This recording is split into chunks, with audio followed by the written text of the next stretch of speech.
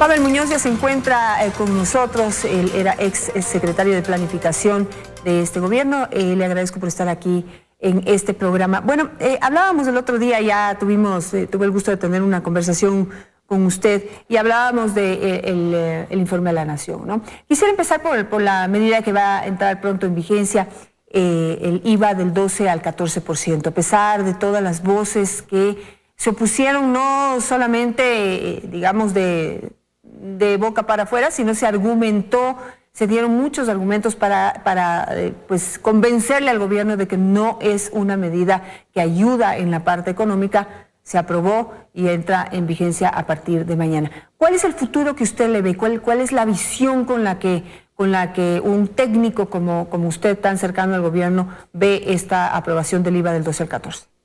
Bueno, primero un saludo, Janet, a usted, a quienes nos pueden ver y escuchar. El tema es que nunca hubiese querido toparse de parte del gobierno el tema del IVA. Si usted ve incluso las reformas tributarias últimas que se hicieron, trataron de topar solamente elementos que buscan la progresividad. ¿Qué significa esto? Que los que más tienen, más pagan. Y el IVA lastimosamente no tiene esas características. Es por el contrario un impuesto regresivo, todos terminan pagando proporcionalmente lo mismo. Pero no olvidemos que tuvimos una coyuntura de nada más que 7.8 grados en la escala de Richter, digamos, ¿no? Tuvimos un terremoto que dejó ver muchas cosas buenas, digamos, en la sociedad ecuatoriana, una activación solidaria como pocas veces se había visto. Yo tengo 40 años, en mi vida no recuerdo haber visto la ciudadanía tan activa como estuvo, tan solidaria, digamos, tan pendiente, ya sea de donar algo o de colaborar, llegando a las zonas, si es que era menester, haciendo los kits para que puedan llegar a los damnificados. Pero eso cubre una parte de las necesidades. Lo que tenemos en una primera estimación de parte del gobierno, siempre estas incluso tienden a crecer, si uno analiza experiencias internacionales, es de 3.000 millones de dólares. Y 3.000 millones de dólares con la afectación de carreteras, de infraestructura pública, hospitales, centros de salud, escuelas, ya merita otro tipo de medidas. Y en ese caso se toma una decisión que al gobierno le duele tomar, que es el incremento de 2 puntos porcentuales del IVA, ¿no es cierto?, por un año. Remarcando esto, ¿no?, que es una medida temporal de un año. Evidentemente, si no hubiera habido un terremoto, no se toparía de parte del gobierno. Conozco claramente la orientación política que tiene el presidente detrás de esto, y cuando se ha topado el tema impositivo ha buscado ser progresivo. Insisto, el que más tiene, más paga. En esta ocasión tenemos un terremoto que va a ser muy costoso en su reconstrucción y que lastimosamente debe poner en el tapete también este tipo de medidas que se han tomado, dicho sea de paso, en toda parte del mundo donde esto ha ocurrido, ¿no? Varias preguntas en torno a eso. La primera, que distintos analistas económicos de distintas tendencias, incluso analistas que han estado muy cercanos al gobierno en algún momento, dicen lo siguiente, que el rato que usted cobra más impuestos, la recaudación es menor. Técnicamente, ¿usted cómo responde? Lo que pasa es que esos impuestos van a volver a la economía, Janet.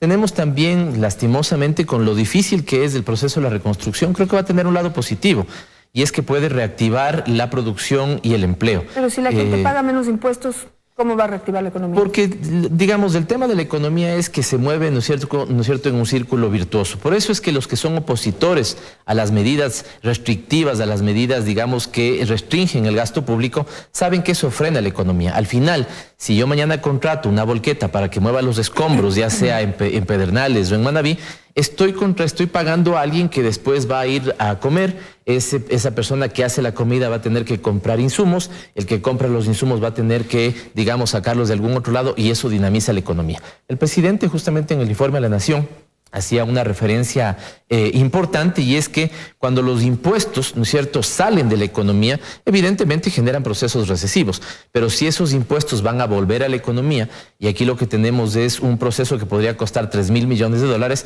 eso significa que también vamos a tener esa cantidad de dinero. Hoy tenemos ya cerca de 600 millones de dólares que tienen que redinamizar la economía de las dos provincias más afectadas, Esmeraldas y Manabí, y eso al final del día debe ser volcado a dinamizar la producción, generar empleo. No olvidemos que en este último año lastimosamente tuvimos el golpe de 1 punto porcentual en el tema de desempleo. Así que dentro de todo lo malo que tiene el haber experimentado este terrible terremoto en el Ecuador, vamos también a poder utilizar, en el mejor sentido del término, digo, la reconstrucción en términos de dinamizar la economía y el empleo. Pero fíjese lo que ocurre en la realidad, ¿no? La gente, pues pensando que ya a partir de mañana se aprueba el nuevo IVA, Ya este fin de semana lo aprovechó no para ir a las playas de Manabí o Esmeraldas como se había pues sugerido, sino que aprovechó para irse a Colombia a comprar y abastecerse de todo lo que pueda con un IVA, digamos, normal del 12% y que le va a ayudar a sostener un poco su economía ya golpeada. Y si usted me dice que se va a hacer una medida que es como una fiebre de ahorita, mire lo que pasó con las salvaguardias. Durante todo el año que aplicaron las salvaguardias tuvimos gente haciendo cola en Colombia y dinamizando, pero la economía del vecino país.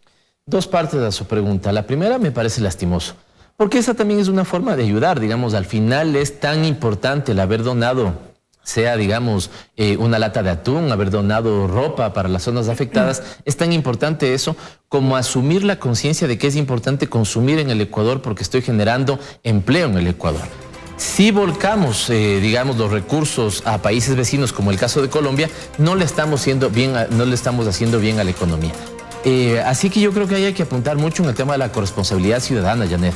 Me parece que hay una fórmula virtuosa que hay que explotar en este tiempo de reconstrucción. Es un Estado institucionalizado junto con una sociedad corresponsable y una sociedad, digamos, que pueda ejecutar adecuadamente sus responsabilidades ciudadanas también. Eso me parece que es lo que habría que explotar. Abel, rápidamente, porque se me termina el tiempo, pero quisiera saber cuál es su proyección económica en este año. Por un lado, se dice que mañana arranca una bola de nieve que no se sabe dónde va a parar. ¿Usted, en cambio, qué dice? Bueno, empezaron ya las elecciones. Hace un momento hablaba Paul Carrasco. Yo creo que además de eso debería ser lo sano del proceso democrático. Antepongamos nuestras, digamos, programas de cómo hacer de un país mejor, más justo, más equitativo, más solidario.